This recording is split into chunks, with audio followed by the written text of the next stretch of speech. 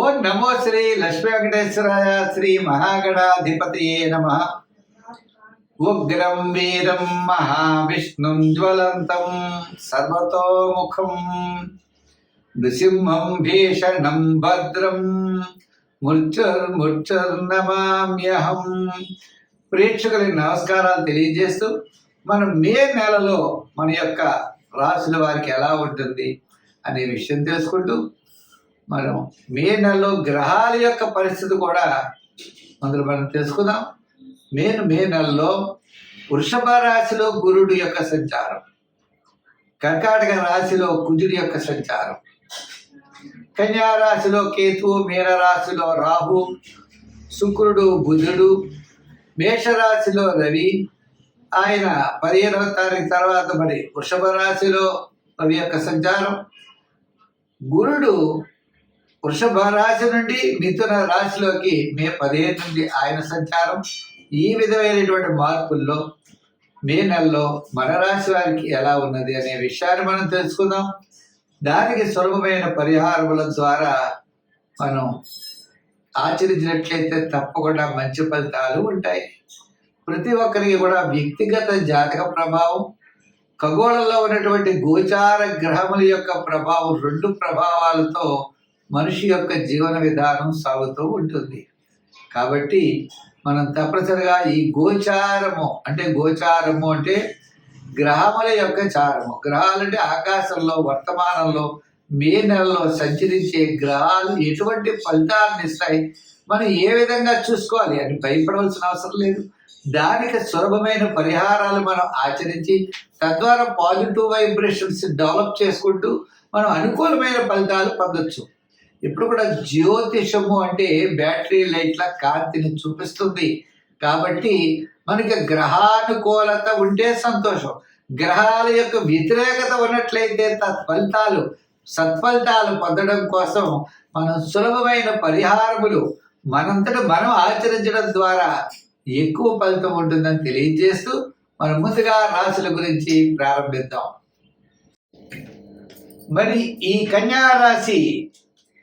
కన్యా రాశి వారికి మనం చూసినట్లయితే నవమ స్థానం నుండి దశమంలోకి గురుడి యొక్క సంచారం, అలాగే అష్టమంలో ఉన్న రవి సంచారం ఏమో నవమంలోకి, మిగిలిన గ్రహాల యొక్క సంచారం కూడా మిశ్రమైనటువంటి ఫలితాలు కనబడుతోంది. అంటే ఆర్థిక పరమైన సర్దుబాట్లు ఉండొచ్చు, కానీ కుటుంబ సమస్యలు, ప్రతి పని కూడా ఆలస్యం అవుతూ ఉండడం, పబ్లిక్ రిలేషన్స్ మెల్లిగా తగ్గుతూ ఉండడం, ఇటువంటి ఇబ్బందులన్నీ మే 15 తర్వాత ఉంటాయి తప్పనిసరిగా. అంచేత ఆర్థిక ప్రణాళికలు చాలా జాగ్రత్తగా మనం చూసుకోవాలి, నిదానంగా ఉండాలి, అనవసరమైన వ్యవహారాలకి దూరంగా ఉండాలి. మనం ఎక్కువ మోసపోవడానికి అవకాశాలు కనబడుతున్నాయి.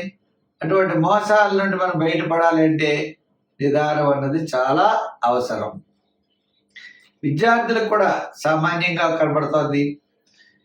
మే 15 లోపల ఏదైనా అవకాశాలు వస్తే తప్పనిసరిగా జాయిన్ అయిపోండి. మే 15 తర్వాత నిదానం అవసరం. ఉద్యోగస్తులకి ఆర్థిక పరమైన డెవలప్మెంట్స్ బ్రహ్మాండంగా ఉన్నాయి. రాజకీయ నాయకులకు కూడా ఇదివరకు పొందినటువంటి పదవులు పొందే అవకాశాలు ఉన్నాయి తప్ప నూతనమైన పదవులు పొందే అవకాశాలు లేవు. వృత్తుల పరంగా మనం చూస్తే మే 15 వరకు మంచి డెవలప్మెంట్స్ కనపడుతున్నాయి. 15 తర్వాత చాలా నిదానంగా ఉండాలి. వ్యాపారాత్మకంగా మనం చూసినట్లయితే ఫైనాన్స్, జనరల్, కిరాణా, మెడికల్, లోహ, యంత్ర, వాహన ఈ రాశి వారికి ఈ వ్యాపారాదులకి చాలా అత్యద్భుతమైన ఫలితాలు కనబడుతున్నాయి. ఏదైనా మొత్తం మీద మే 15 వరకు అనుకూలత, మే 15 తర్వాత ప్రతికూలత ఉన్నది. అందుచేత అన్ని విషయాల్లో జాగ్రత్తలు తీసుకోవాల్సిన అవసరం ఉన్నది. మరి ఈ రాశి వారి సంఖ్యలో 6 రంగుల్లో గ్రీన్ ధరించాలి. ఆరాధనలో విష్ణు యొక్క ఆరాధన చేయాలి. అంతేకాదండి, రోజు విష్ణు సహస్రం చదవడం, గోవిందనామాలు చదవడం చాలా మంచిది. నానబెట్టిన పెసల్ని ప్రసాదం కింద దేవాలయాదుల్లో ఇవ్వడం, తద్వారా విజయాన్ని తప్పనిసరిగా సాధించగలుగుతారు. మే నెలలో మరి ఈ యొక్క కన్యా రాశి వారు అన్నింటా జాగ్రత్తలు తీసుకోవాల్సిన అవసరం అయితే ఉన్నది. స్వస్తి. మీనరాశి. ఈ మీనరాశి వారికి మనం చూసినట్లయితే తప్పనిసరిగా మరి తృతీయంలో ఉన్న గురుడు చతుర్థ స్థాన సంచారం, ఆల్రెడీ రాశిలోనే శని, గ్రహాలన్నీ కూడా మిశ్రమైనటువంటి ఫలితాలు కనబడుతున్నాయి.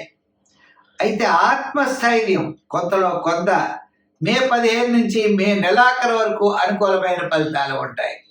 కుటుంబార్థిక సంతానపరమైన వ్యవహారాలు, ఆత్మవిశ్వాసం, దృఢమైన విశ్వాసంతో ముందుకు వెడతారు. సూర్య భగవానుడు మే 15 తర్వాత మేషం నుండి వృషభ రాశి సంచారమే దీనికి ముఖ్య కారణం. మిగిలిన గ్రహాలన్నీ కూడా చాలా అనుకూలంగా ఉన్నాయి. పంచమంలో కుజుడు, మరి సప్తమంలో కేతువు, జన్మంలోనే రాహు, శని, వీళ్ళంతా. అందుచేత ఏ పని చేసినా చాలా నిదానముగా చేయాలి. ఉద్యోగస్తులు ఉన్నారనుకోండి, అధికారులతో జాగ్రత్తలు తీసుకోవాలి. రాజకీయ నాయకులు కూడా మాట్లాడేటప్పుడు, ప్రయాణాదులు చేసేటప్పుడు, వృత్తుల వారు కూడా నూతనమైన వృత్తులు చేయకుండా సామాన్యమైన వృత్తులు చేయాలి. గోచార రీత్యా ఈ రాశి వారికి మిశ్రమైనటువంటి ఫలితాలు ఉన్నాయి. ఒక్క సూర్య భగవాన్ అంటే దృఢమైన మనస్సు, అదే మిమ్మల్ని విజయం వైపుకి తీసుకువెడుతుంది. ఎంతో శ్రమతో కానీ విజయం దక్కదు. సులభమైన మార్గములు ఏమీ పనికిరావు. మీ ఆలోచనలు చాలా కరెక్ట్గా ఉండాలి. మీ ప్రణాళికలు చాలా కరెక్ట్గా ఉండాలి. ఉదాహరణకి విద్యార్థులు ఏదైనా టెస్ట్ రాయాలి అంటే చాలా కష్టపడాలి. ప్రణాళికలు చక్కగా సిద్ధం చేసుకోవాలి. ఏదో అలా వెళ్ళి పరీక్ష రాస్తామంటే ఉత్తీర్ణత అయితే చెందలేరు. ప్రణాళికబద్ధమైనది ఏదైనా సరే ఈ రాశి వారు విజయం సాధిస్తారు. ఏ ప్లాను లేకపోతే మాత్రం విజయం సాధించే అవకాశాలు లేవు. అంతేకాదు, ఆర్థిక ప్రణాళికలు కూడా చాలా అవసరం. ఎంత వ్యయం చేయాలో, ఆదాయం ఎంతో తెలుసుకుని చేయాలి.